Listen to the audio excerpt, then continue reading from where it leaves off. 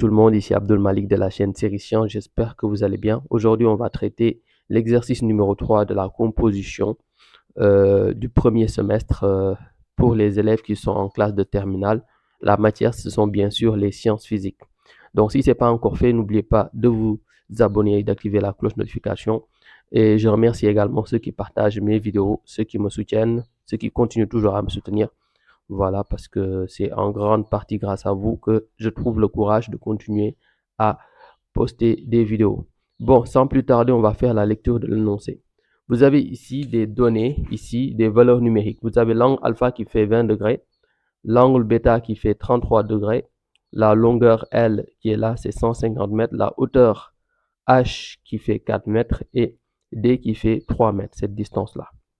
Donc, à partir de sa loge, un membre du jury de ski émet avec son pistolet une balle ayant une vitesse initiale V0 faisant un angle alpha avec l'horizontale.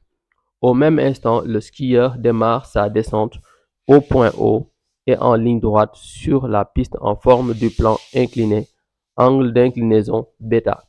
Longueur de la piste, c'est L, ok? Donc, premièrement, en premier lieu, établir les équations horaires et l'équation cartésienne en partant de J comme origine. En deuxième lieu, malheureusement, la balle va toucher le skieur et le tuer à 10 mètres de l'arrivée. Premier point, déterminer les coordonnées du point d'impact dans le référentiel J, grand J, petit I, petit j. Deuxième point, déterminer la valeur de la vitesse initiale V0 de la balle. Troisième point, après combien de temps l'impact a-t-il lieu? En troisième lieu, on demande de calculer la hauteur maximale atteinte dans le référentiel. Dans un quatrième lieu, dans un nouveau référentiel à préciser, on doit montrer que l'accélération du skieur vaut G sinus bêta. Ok. Maintenant, en cinquième lieu, donner les résultats précédents, la valeur V0' du skieur. Premier point, il s'agira ici de déterminer les équations horaires et équations cartésiennes. Bon, pour cela, on va ici tout d'abord considérer le solide comme étant la balle, la balle du pistolet d'un membre du jury. Et le bilan des forces appliquées, il s'agira du poids vu que c'est un mouvement de chute libre. Le référentiel est supposé galiléen. On va mettre en place ici le théorème du centre d'inertie qui nous permet d'avoir ici le poids est égal à la masse fois l'accélération. Donc on aura mg est égal à ma et par conséquent, à partir de là, on pourra déterminer les coordonnées de A, vu qu'on aura directement G vecteur est égal à A vecteur. Sachant que G vecteur est, lui, sur la verticale et dirigé vers le bas, donc la composante ici A par rapport à l'axe X sera nulle, donc AX est égal à 0, et AY est égal à moins G, vu que G sera dirigé vers le bas. Pour déterminer les composantes ici de la vitesse, j'ai tracé ici les deux axes verticaux partant de J comme étant l'origine. Et comme on sait à l'origine, vous avez le vecteur vitesse qui va bien sûr sortir. Donc là, le vecteur vitesse va former de part et d'autre de triangles rectangles. Par rapport à cette situation, on pourra déterminer V0x et V0y. Bien sûr, V0x par rapport à l'angle alpha va constituer ce qu'on appelle le cosinus, vu que c'est le côté adjacent. Et V0y, de l'autre côté, il va constituer le côté opposé. Donc pour V0y, on aura V0 sinus alpha.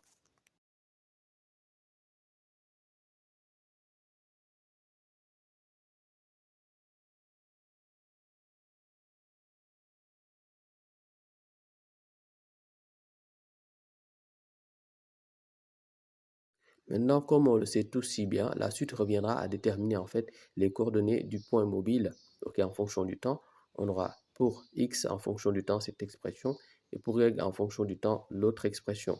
Donc ici, vous avez les accélérations à x et x0 qui sont nulles. Donc x sera juste égal à v0x fois t. Donc v0 cos alpha fois t. Pour y aussi, pareillement, y0 est nul, mais pour AY, on aura une valeur qui est ici égale à moins g. Ok, 1 demi de moins g fois t carré. Et V0y, quant à lui, c'est égal à V0 sinus alpha. Donc pour y de t, on aura ici moins 1 demi de gt carré plus V0 sinus alpha t.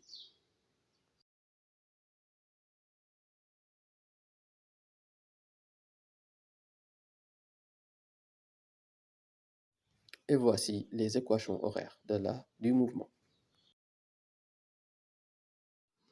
On poursuit maintenant pour déterminer l'équation cartésienne. On va tout d'abord poser ici les équations horaires et nommer chaque équation par un numéro.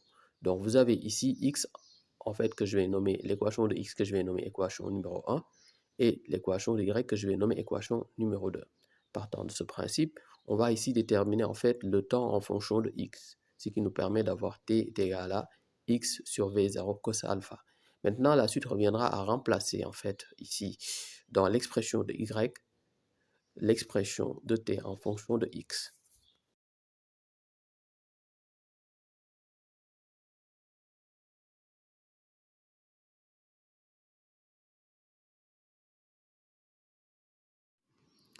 Bon, maintenant, arrivé là, c'est très simple. On pourra simplifier avec V0 et sinus sur cosinus qui donne tangente. On aura y est égal à moins g sur 2 x carré sur V0 carré cos carré alpha plus x tangente alpha. En deuxième lieu, petit premier point, il s'agira de déterminer ici les coordonnées du point d'impact. Donc, ce que vous devez savoir ici, c'est qu'on n'a pas la vitesse, vu qu'elle sera demandée après. Maintenant, pour pouvoir déterminer en fait le point d'impact, on va devoir ici faire le repérage du point I et donc déterminer ses coordonnées. Donc, si vous voyez bien, xi sera la somme des deux distances, à savoir ici petit d plus d'. Vous voyez bien. Donc, suivez bien l'orientation que j'ai mise ici. YI, lui, ce sera en fait la somme des deux hauteurs, mais comme il est dans le sens négatif, ce sera ici, moins entre parenthèses H plus H'. Voilà. Maintenant, voilà à quoi nous en tenir. Bon, ici aussi, il faut savoir que il y a un principe assez simple pour déterminer D' et H'. On va se référer à un triangle formé par la distance L'. La distance L' n'est autre que, en fait, la distance parcourue par le skieur avant qu'il ne soit impacté par la balle. Et cette distance, c'est L-10 parce qu'il est arrivé à 10 mètres de l'arrivée. Donc la distance D' qui est là, pour la déterminer, ce n'est rien d'autre que ici L' cos bêta, vu que D' constitue en fait, le côté adjacent. H' sera le côté opposé, donc on aura L' sinus bêta. C'est aussi simple que ça. Donc maintenant, on passe directement au calcul en remplaçant chaque expression par sa valeur. Pour xi, on trouve 120,4 mètres et pour yi, on trouve moins 80,2 mètres.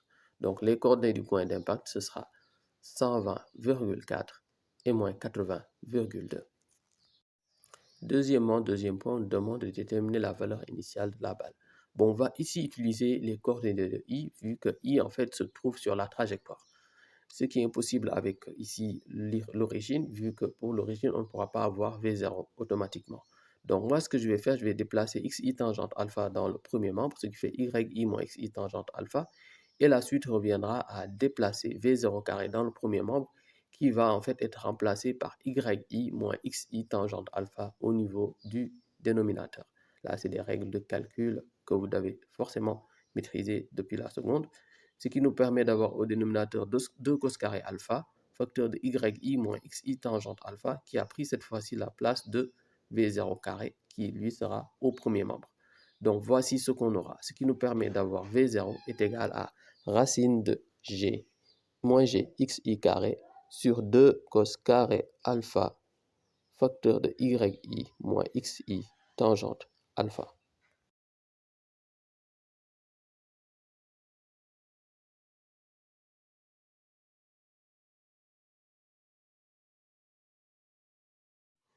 On procède à l'application numérique avec les différentes valeurs et on trouve une vitesse de 25,7 mètres par seconde. En deuxième lieu, troisième point, on demande de déterminer la date de l'impact. Pour cela, on va utiliser en fait ici la position de l'impact qui est xi par rapport à l'axe des abscisses et le temps en question qui va correspondre, ce sera la date de l'impact. Donc on aura xi est égal à v0 cos alpha fois ti.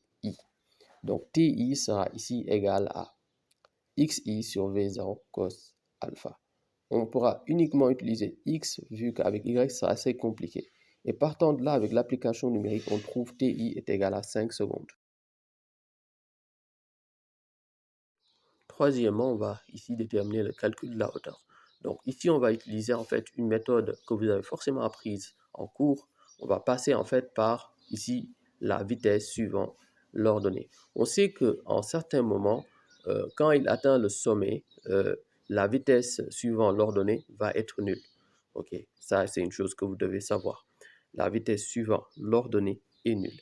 Maintenant, on pourra à ce niveau-là déterminer bien sûr l'expression du temps en fonction de cette situation parce qu'on a en fait ici le temps qui va en fait être redistribué dans l'expression de y vu que y correspond à la hauteur.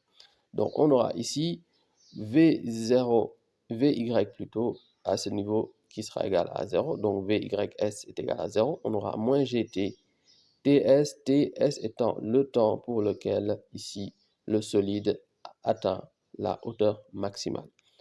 Partant de ce principe, on pourra déterminer ts en fonction de v0 sinus alpha et g et remplacer le temps dans l'expression de y vu que y correspond à la hauteur.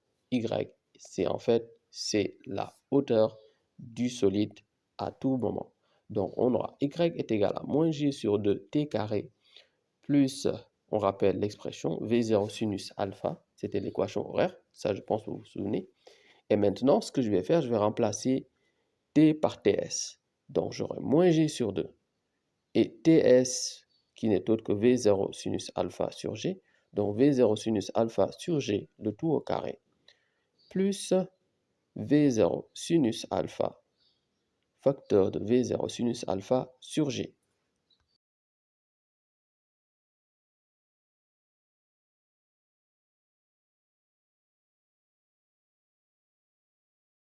L'expression pourra d'autres être simplifiée comme ceci. En simplifiant g et g au dénominateur, on aura moins v0 carré sinus carré alpha sur 2g. Et de l'autre côté, on a encore la même expression. Bon, là, je vais factoriser par 1 demi. Voilà pour le premier point. Et pour le deuxième, v0 carré sinus carré alpha sur g. Donc, tous deux sont en fonction de v0 carré sinus carré alpha sur g. En prenant cela en facteur, j'aurai moins 1 demi plus 1 qui me fera 1 demi. Voilà, donc j'ai 1 demi facteur de v0 carré sinus carré alpha sur g. Et donc voici l'expression de y quand il va atteindre la hauteur maximale. Donc, on va appliquer ici, faire l'application numérique en remplaçant par les différentes valeurs. Et on trouve y une valeur de 3,86 mètres.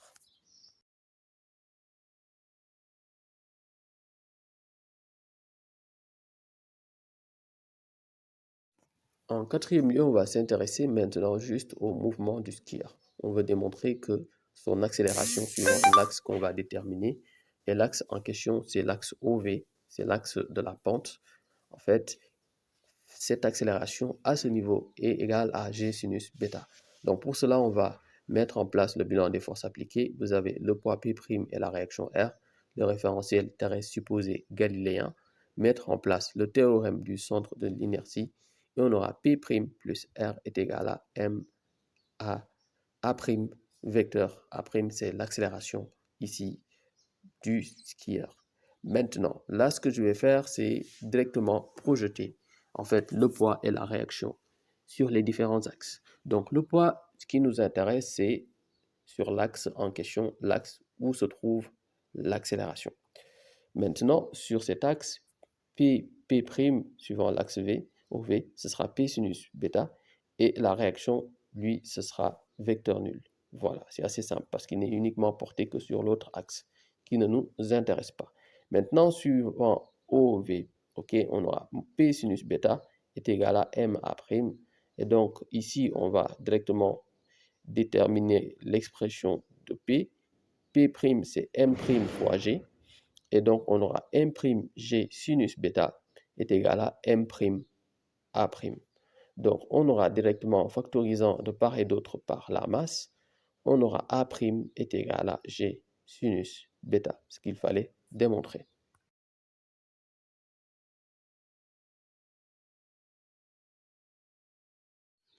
Bon, maintenant, on demande d'en déduire la vitesse du skieur V0'.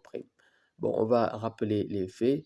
En fait, il arrive à 10 mètres de l'arrivée, donc sa position, c'est 140 mètres suivant l'axe en question. Et TI, c'est en fait 5 secondes. Ce sera le même temps que ce soit pour les différents repères, parce que on va considérer que les deux partent en même temps, que ce soit le skieur et le tir du jury. Maintenant, on aura ici xi', cette expression que je vais réécrire, x'i', autant pour moi, est égal à 1 demi de a't carré plus v0' t. Ok, différent de v0, il faudra préciser parce que c'est deux solides différents. Et comme c'est v0' qu'on va déterminer, on va devoir transposer 1 demi de a't carré dans le premier membre. Et donc, on aura v0' fois t est égal à xi, autant pour moi, moins 1 demi de a't carré. Voilà. Bon, maintenant, la suite reviendra à simplifier par t. Donc, v0' est égal à x'i sur t moins 1 demi de a't carré sur t, ce qui fait 1 demi de a' fois t, tout simplement, vu que t carré et t vont se simplifier. Donc, j'aurai v0' est égal à x'i sur t moins 1 demi de a't. Et on a jusqu'à remplacer par leur valeur pour faire l'application numérique. On rappelle de base que A' c'est G sinus bêta, donc G sinus bêta sur 2 fois t. Et là, l'application numérique va sur xi étant égal à 140, G10, sinus bêta, sinus de 33, le temps encore c'est 5 secondes, tout ça sur 2. Et on va trouver pour V0', autant pour moi, une valeur égale à 14,38 mètres par seconde. Bon, on peut dire 14,4 si vous voulez. Bon, on a fini cette vidéo, j'espère que vous a plu. Si c'est le cas, n'oubliez pas de petit like, mais également de partager à vos camarades. Mais aussi, en fait, il faudrait que je vous explique une chose. Après les compositions, il va falloir qu'on revienne en premier lieu sur le premier semestre, revoir beaucoup de notions, parce que je n'ai pas pu voir ça avec vous. Le temps était hyper rapide. Voilà, bon, je comprends un peu les professeurs. Ils anticipent un peu les élections et tout ce qui va se passer après. Mais moi, de mon côté, je vais continuer à vous aider. Il va falloir que je revienne en arrière. Donc, pour ce qui est des groupes gratuits, je pense que vous devriez patienter dans ce cas-là parce que je devrais me concentrer sur la publication de vidéos du premier semestre sur des notions qu'on n'a pas eu à voir et que vous n'aurez forcément pas totalement compris. À très bientôt, Inch'Allah.